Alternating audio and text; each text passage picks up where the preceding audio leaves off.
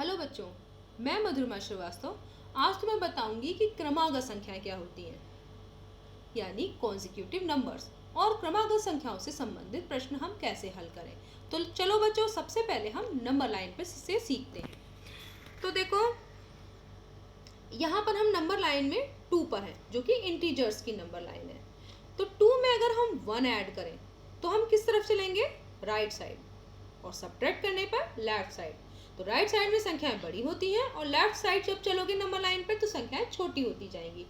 तो अगर हम 2 में 1 ऐड करें तो हम कहाँ पहुंच जाएंगे? 3 पे। और अगर 3 में 1 ऐड करें तो हम 4 पे आ जाएंगे। और अगर 4 में भी 1 ऐड करें तो हम 5 पे आ जाएंगे। बच्चों, हर बार देख रहे हो कि हम अगली संख्या प्राप्त करने के लिए, उससे ठीक बाद वाली संख्या प्राप्त करने के लिए क्या कर रहे हैं? 1 ऐड कर रहे हैं। तो हम 1 ऐड कर रहे हैं तो क्या हो रहा है? उसके ठीक बाद वाली संख्या प्राप्त हो रही है संख्या के। जैसे 2 के ठीक बाद वाली संख्या 3, 1 ऐड किया 2 में तो हमें मिल गई। तो इसके बाद 3 में हमने 1 ऐड किया तो उसके ठीक बाद वाली 4 मिल गई। और 4 में हमने 1 ऐड किया तो उसके ठीक बाद वाली 5 मिल गई। तो देख रहे हो कि 1 ऐड करके हमें ठीक बाद वाली संख्या यानी सक्सेसर मिल रहे हैं। यानी 3 जो है वो 2 का सक्सेसर है, 4 3 का सक्सेसर है और 5 4 का सक्सेसर है। तो इस तरह से क्रम से आने वाली संख्याएं, जिसमें कि देख रहे हो कि प्रत्येक अगली संख्या पहली वाली संख्या का सक्सेसर है, यानी उसके ठीक बाद आ रही है, यानी लगातार ये संख्याएं आ रही हैं। तो ये क्रम से आने वाली संख्याएं क्या कहलाती हैं? क्रमागत संख्याएं, यानी कॉन्जिक्यूटिव नंबर्स। तो 2 3 4 5 ये क्या है? कॉन्जिक्यूटिव नंबर्स है, क्योंकि ये लगातार आ रहे हैं, क्रम से आ रहे हैं। ठीक है, और हर अगली संख्या पहले वाली संख्या का सक्सेसर है। ठीक है, इसी तरीके से हम 7 8 9 में देख लो। तो 7 में हम क्या कर रहे हैं? 1 ऐड कर रहे हैं, 8 मिल रहा है। 8 में 1 ऐड कर रहे हैं, 9 मिल रहा है। तो 9 क्या है? 8 का सक्सेसर, और 8 जो है वो 7 का सक्सेसर है। तो इस तरीके से ये 7 8 9 क्या हो गई? ये तीनों संख्याएं हो गई क्रमागत संख्याएं, यानी क्रम से आने वाली, या इसको हम बोलेंगे इंग्लिश में कॉन्जिक्यूटिव नंबर्स। अब अगर हम निगेटिव इंटीजर्स को देखें तो निगेटिव इंटीजर्स में देखो, -3 -2 -1, अगर हम इन तीन को लेते हैं तो -3 में अगर हम 1 ऐड करें तो हमें -2 मिल रहा है ना, उसके ठीक बाद वाली संख्या, यानी -2 क्या है? -3 का सक्सेसर है। इसी तरीके से -2 में 1 ऐड करें तो हमें -1 मिल रहा है। -1 -2 के ठीक बाद वाली संख्या है, और ये -1 जो है वो -2 का सक्सेसर है। तो इसलिए ये तीनों क्रम से आ रही है ना, एक के बाद एक। तो ये -3 -2 और -1 क्या हो गई? क्रमागत संख्या, यानी कॉन्जिक्यूटिव नंबर्स। तो बच्चों, अब ब्लॉक मेथड से भी हम समझते हैं कि कॉन्जिक्यूटिव नंबर्स क्या होते हैं।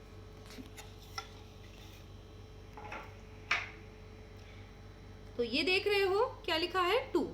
और अगर 2 को हम ब्लॉक से प्रेजेंट करें तो बच्चों देख रहे हो कि ये वाला +1 को, ग्रीन जो है वो +1 को रिप्रेजेंट करता है। ठीक है, तो हम कितने ब्लॉक रखेंगे यहाँ पर? 2 ब्लॉक्स, 2 को रिप्रेजेंट करने के लिए। ठीक है, तो ये 1 और ये 2।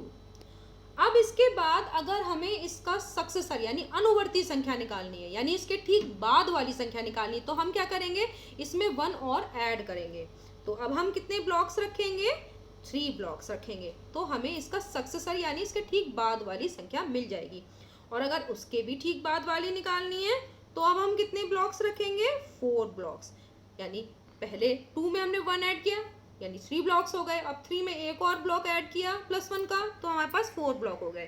तो ये क्या हो गई? 2 3 और 4। तो ये तीनों नंबर्स क्या हैं? कॉन्जिक्यूटिव नंबर्स, यानी क्रमागत संख्याएं। ठीक है, अगर हम कोई और एग्जाम्पल लें, जैसे कि हम 4 ले लेते हैं, पहला नंबर। ठीक है, तो इसके बाद नेक्स्ट जो क्रमागत संख्याएं निकालोगे तो उसमें क्या होगा? वो दूसरी जो संख्या होगी वो पहली की सक्सेसर होगी। तो क्या करेंगे? उसमें एक ऐड करेंगे। तो देखो, हमारे पास 4 ब्लॉक्स थे, हम इसमें एक ब्लॉक और ऐड कर देंगे। तो अब हमारे पास कितने ब्लॉक्स हो जाएंगे? 5 ब्लॉक्स। ठीक है, और हम इसको 5 लिख देते हैं। ठीक है, अब अगला जो निकालेंगे हम क्रमागत संख्या, तो वो क्या करेंगे? वो इसकी भी सक्सेसर होगी, तो उसमें क्या करेंगे, एक और ब्लॉक ऐड करेंगे। तो अब हमारे पास कितने ब्लॉक्स हो जाएंगे, 6 ब्लॉक्स। ठीक है, तो ये देखो 4, 5 और 6 ये क्या हो गए हमारे कॉन्जिक्यूटिव नंबर्स, यानी क्रमागत संख्याएं। तो अब अगर हम इसे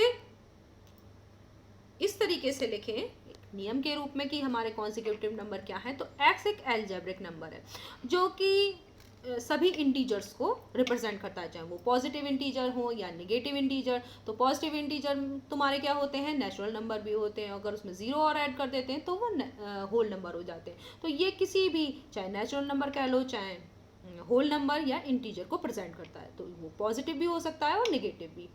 x, तो अगर x में कि आगे हमें क्रमागत संख्याएं निकालनी है तो हमें क्या करना पड़ेगा, इस x में 1 ऐड करना पड़ेगा।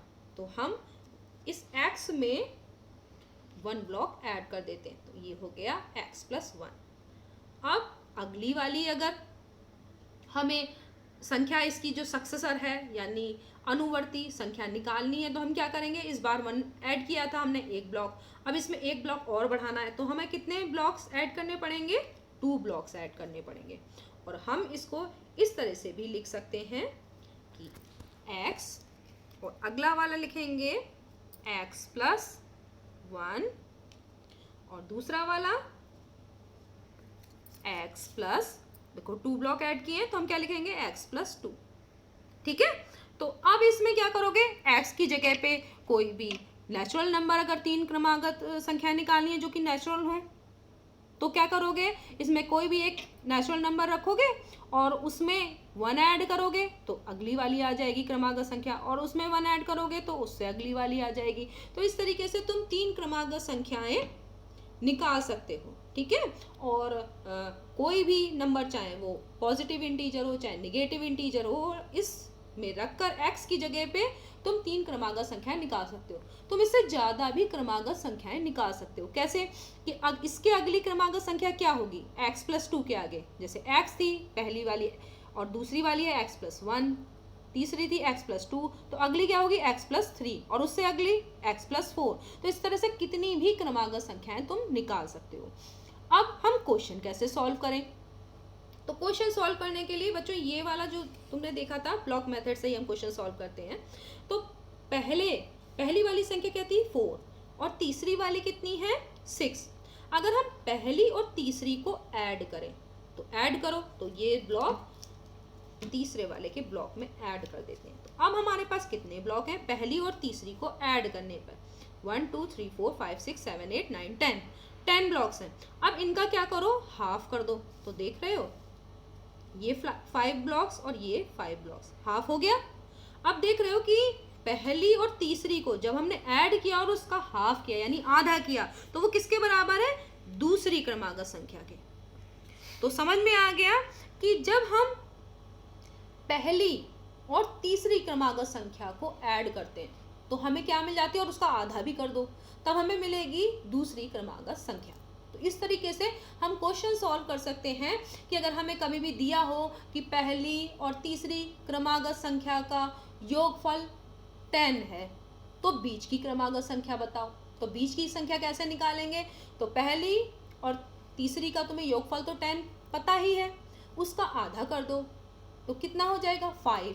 तो 5 जो हो जाएगी वो दूसरी क्रमागत संख्या मिल जाएगी। तो अब पहली, तीसरी और दूसरी तीनों कौन सी होंगी, तो 5 बीच वाली संख्या है तो इससे पहले वाली क्या होगी, 4, और इसके बाद वाली 6। तो 4 5 6 तुम्हारी तीनों क्रमागत संख्याएं निकल आएंगी। तो इस तरह से कोई सी भी अगर हमें क्रमागत संख्याएं निकालनी हो, ठीक है, 3 क्रमागत संख्याएं, तो क्या करोगे, पहली और तीसरी के योगफल का आधा कर दोगे तो बीच वाली संख्या मिल जाएगी। जैसे कि इसमें देखो, इसे हम इस तरह से भी देख सकते हैं कि इस वाले ब्लॉक में देखो कि ये पहली संख्या है और ये तीसरी है। अब देखो हम क्या करते हैं, पहली और तीसरी को ऐड कर देते हैं और उसका आधा करो। तो आधा करेंगे तो ये देखो ये हो गया आधा आधा। तो ये देख रहे हो इसका आधा क्या है, दूसरी संख्या के बराबर है ना। तो हम इस तरीके से क्वेश्चन को सॉल्व कर सकते हैं। ठीक है। तो बच्चों अब तुम्हें अच्छे से समझ में आ गया होगा कि क्रमागत संख्याएं यानी कॉन्जिक्यूटिव नंबर्स क्या होते हैं, और हम 3 क्रमागत संख्याओं में से अगर पहली और तीसरी का योगफल दिया हो तो उसका आधा करके दूसरी संख्या कैसे निकाल सकते हैं, और जब दूसरी प्राप्त हो जाएगी तो हमें तीनों क्रमागत संख्याएं मिल जाएंगी। तो बच्चों तुम्हें समझ में आ गया होगा। धन्यवाद।